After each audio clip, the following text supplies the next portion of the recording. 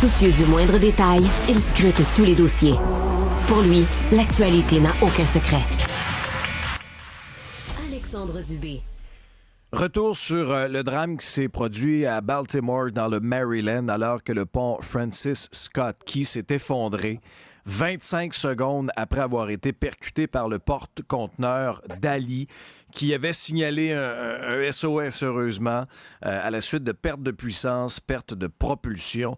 On est maintenant à la recherche de corps et non plus de survivants.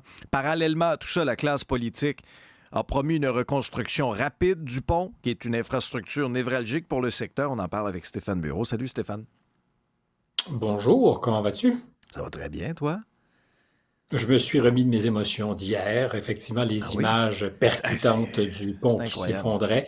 En fait, c'est arrivé pour moi vraiment quelques minutes avant qu'on se parle hier matin. J'avais vu les images de ce côté-ci de l'Atlantique et je me disais, est-ce qu'on en parle, on n'en parle pas, voir ce qui s'est passé. D'autant que pendant un certain temps, on s'est demandé si ça ne peut pas être délibéré, peut-être un acte terroriste compte tenu de ce qui s'était passé à Moscou quelques jours plus tôt. Ça aurait été comme une version différente des attentats du 11 septembre, plutôt que des tours, un pont. Heureusement, rien de tout ça. On a compris que le capitaine du bateau a tout fait pour essayer d'éviter le pire et il a probablement réussi avec son SOS à éviter le pire, puisqu'une partie de la circulation a été stoppée à temps. Et quand on voit les images des minutes qui précèdent les autos nombreuses qui circulent sur le pont, on se dit effectivement bravo à cette idée d'agir et de faire en sorte qu'on puisse prévenir les automobilistes et les autorités ont agi promptement là-bas.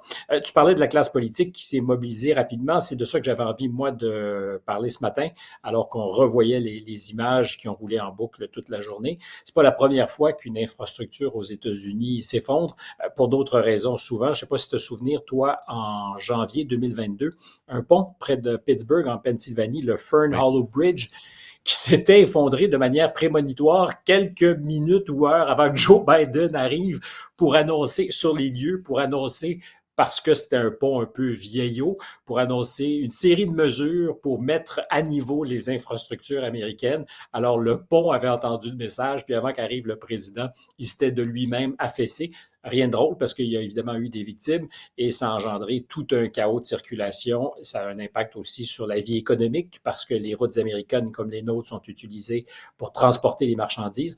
Même chose, même cas de figure en ce moment à Baltimore, mais x10 probablement par rapport à ce Fern Hollow Bridge parce que c'est un pont qui pour l'instant bloque l'accès au port de Baltimore, qui est un des plus importants aux États-Unis. Disons que c'est quand même pas dans le top 10, mais néanmoins, pont très important pour la réception d'autos qui viennent d'un peu partout dans le monde et aussi, surtout, pour l'industrie américaine de pièces automobiles essentielles, surtout dans un univers où on est dans le just-in-time, c'est-à-dire des chaînes d'approvisionnement en flux tendu, comme on dit ici en France, qui fait qu'on n'a pas d'entrepôt, mais qu'on attend juste à temps la pièce essentielle sur la chaîne de montage. Alors, c'est clair qu'il y a des chaînes de montage aux États-Unis dans l'industrie automobile qui vont être perturbées au cours des prochains jours, semaines. L'essentiel de ce qui devait s'acheminer vers le pont de Baltimore sera, on l'imagine, détourné. Il y a d'autres ports, il y a particulièrement la Virginie, mais ça va avoir un impact, y compris pour les exportations. Charbon, on imagine aujourd'hui mal qu'il y a encore du charbon que nous extrayons de la terre, mais il y en a, et le principal point de sortie de ce charbon américain, c'était le port à Baltimore. 15 000 jobs qui sont liés aussi à ce port. C'est donc dire que ça a toutes les allures d'une crise qu'on a envie de solutionner rapidement. C'est pour ça que je mets sur la table, que je déplie les chiffres, parce que je crois que pour M. Biden, il y a là un test symbolique, comme c'était arrivé un peu en Pennsylvanie, mais avec une urgence moindre. On avait dit, alors qu'on s'en allait annoncer justement qu'il allait annoncer de l'argent pour mettre à niveau les infrastructures, ça serait bon qu'on soit capable de régler le problème rapidement. Or, ce pont avait été reconstruit en 11 mois, ce qui est dans l'ordre des choses assez rapide.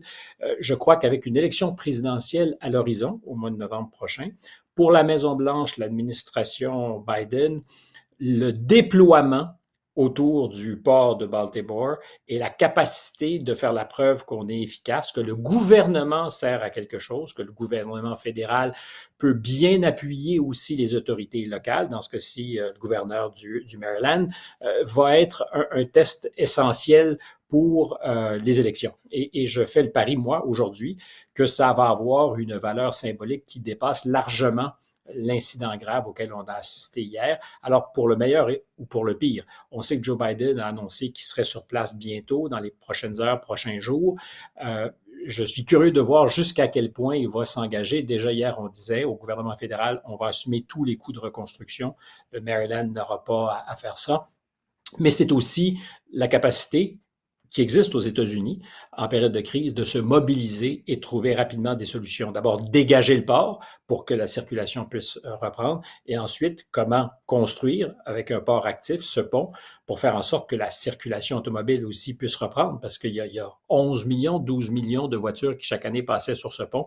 Essayons d'imaginer à Montréal, après ce qu'on a connu avec Champlain, l'élimination temporaire pour 1 an, 2 ans, 3 ans d'un des ponts névralgiques au-dessus du Saint-Laurent.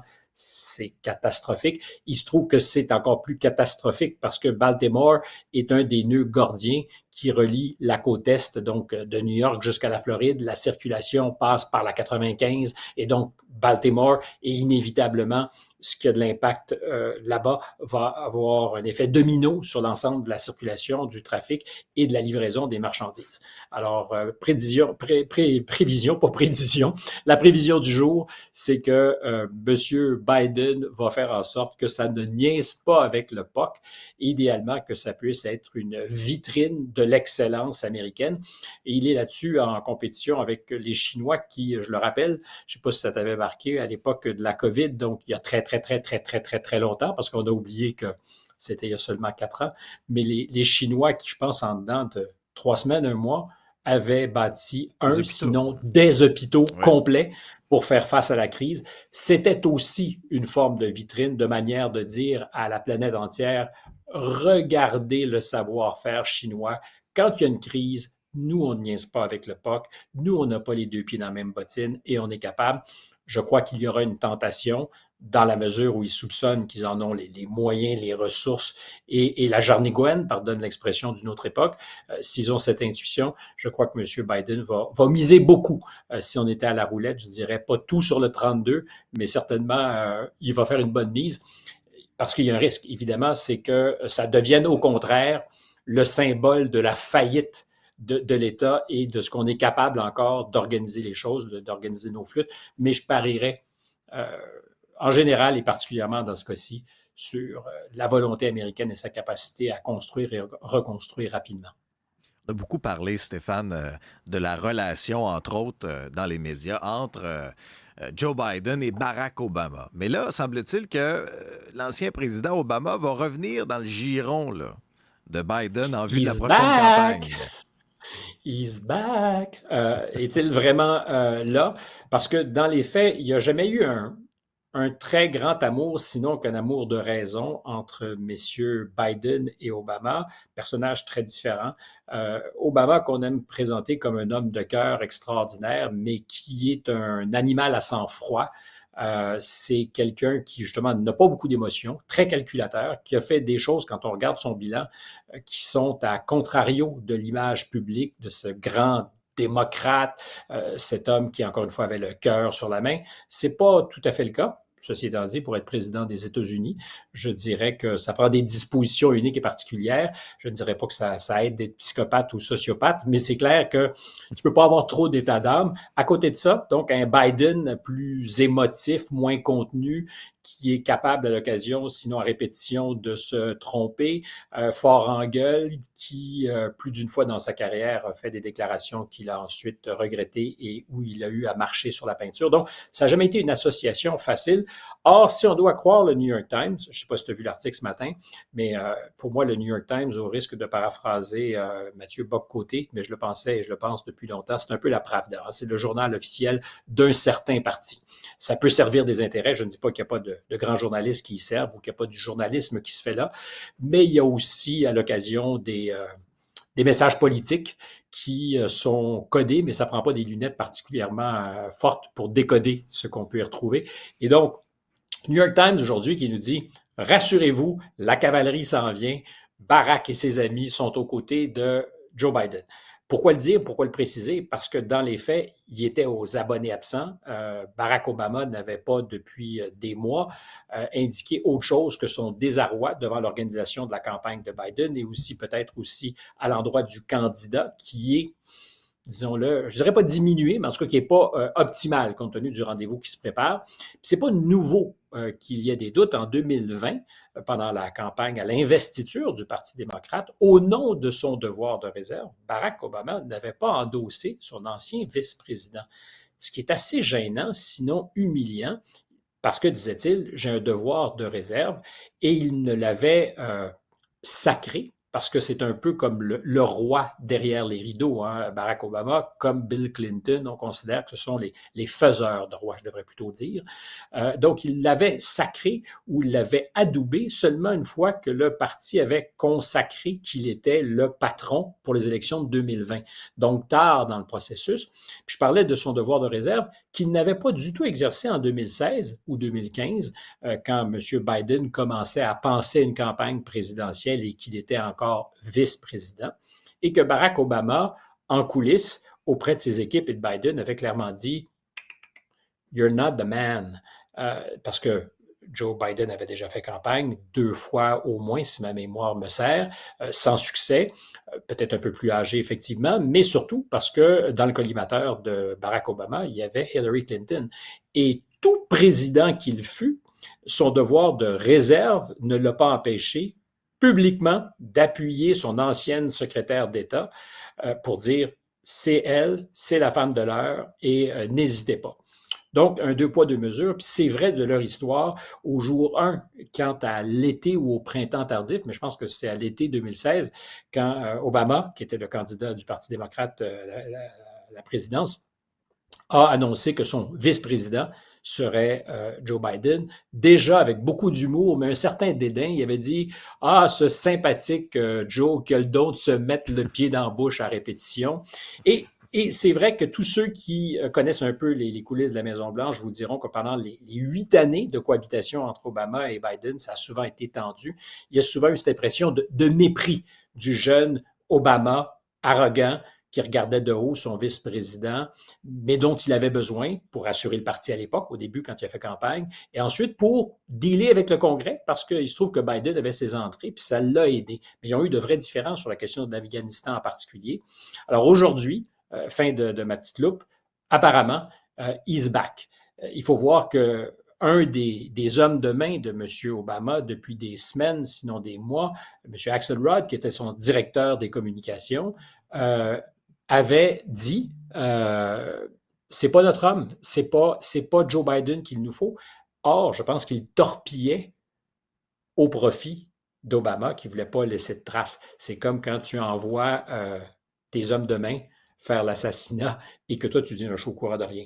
Et là, soudainement, donc, apparemment, c'est à nouveau la lune de miel. Il y a des appels tous les jours entre les équipes de la Maison-Blanche, les équipes de campagne, et Joe et Barack, main dans la main, se font confiance à nouveau. Ça dit quelque chose de ce qu'il y a des tensions sous-jacentes qu'on a essayé un peu de patcher, pardonne l'expression. C'est ça. Un autre nom qu'on va entendre beaucoup, c'est Robert Kennedy Jr. Et finalement, il a dévoilé le nom de sa colistière. Lui attend pas. Puis il y a probablement une bonne raison à ça, c'est que sa colistière, qui n'est pas très, très connue, vient avec l'accessoire essentiel. Quel est l'accessoire essentiel, Alexandre? C'est une bonne question. Je donne mal, je sais pas. Une bourse bien remplie. Ah, de l'argent. Elle est riche. Elle est milliardaire. J'aurais dû y penser. Elle a déjà été mariée, jeune, 38 ans, de la gauche, je dirais, sociétale et non pas sociale, donc la nouvelle gauche, appelons-la comme ça, ce qui n'est pas contraire, je dirais, au programme de Kennedy, mais complémentaire parce qu'il est un peu perçu différemment, mais n'oublions jamais que M. Kennedy est un Kennedy, qu'il avait aspiration à faire campagne chez les démocrates pour l'investiture du parti, ce qui lui a été à peu près refusé. Il a choisi à ce moment-là de se présenter comme indépendant, mais elle vient à la marge compléter peut-être l'équation politique, mais surtout, c'est une femme qui a été mariée avec Sergey Brin, un des cofondateurs de Google. Alors, sa fortune, j'allais dire, ses richesses, ça se compte en milliards de dollars. Elle a un bon petit fonds pour assumer les expédients d'une campagne électorale. C'est elle qui, en partie, avait payé pour le message publicitaire de Robert Kennedy lors du Super Bowl. Je ne sais pas si tu t'en rappelles, ça avait fait un peu scandale parce que la famille de M. Kennedy avait dit « Mais comment peux-tu t'approprier l'image de ton père et de ton oncle? 15 millions, je pense que ça avait coûté. » Et c'est Madame Shanahan qui avait payé en grande partie cette note. Alors peut-être qu'on la récompense maintenant. Et l'enjeu pour Kennedy, je termine là-dessus, c'est de pouvoir être présent dans les 50 États. C'est un concept difficile à imaginer de notre point de vue, mais chaque État a ses règles pour pouvoir être présent, pour qu'on puisse voter pour le candidat. C'est un principe qui, en fait, est une forme de barrière à l'entrée depuis toujours pour garder le duopole. Les démocrates et républicains ne sont pas très, très contents quand il y a des gens qui viennent ajouter quelques éléments de parasitage dans ce qui devrait être une recette simple, tu choisis bleu ou tu choisis rouge. Et donc, les États ne rendent pas ça facile. S'il choisissait d'être le candidat des libertariens, c'est un toboggan qui lui donne accès immédiatement aux 50 États, parce qu'eux sont en règle, mais ils n'ont juste pas leur candidat. Donc, est-ce qu'il va choisir d'embarquer dans ce toboggan ou faire ce qu'il faut faire, c'est-à-dire s'assurer que dans certains États, ça prend 25 000 signatures, dans certains autres États, c'est un pourcentage du vote obtenu par les deux partis combinés. En fait, c'est une série d'équations différentes. C'est compliqué et ça prend de l'argent. Alors, s'il décide de maintenir sa candidature d'indépendant aux côtés de Mme Shanahan, sans se joindre à une organisation qui existe déjà, le coût pour faire en sorte d'être inscrit dans les 50 États, c'est élevé. En même temps, c'est un avantage. C'est-à-dire qu'à partir du moment où il fera campagne pour les présidentielles, il va avoir ce qu'on appelle une organisation de base, un grassroots aux États-Unis formidable.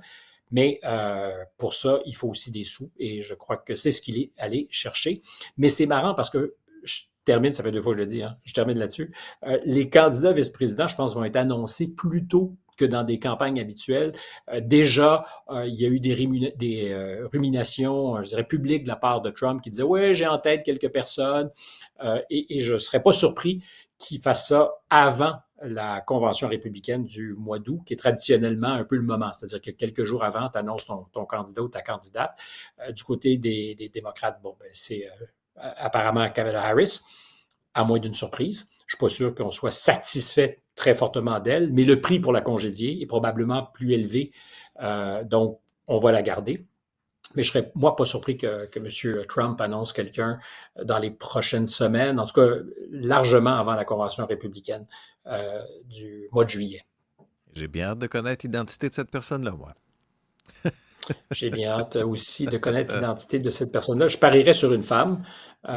Et il y en a une comme Carrie Lake en Arizona qui est actuellement candidate au Sénat, controversée au possible, très, très, très proche de M. Trump. C'est une candidate. Il y en a quelques-unes d'autres. Et vraiment, c'est là-dessus, moi, que je miserais une femme aux côtés de M. Trump. Merci, Stéphane. Bye!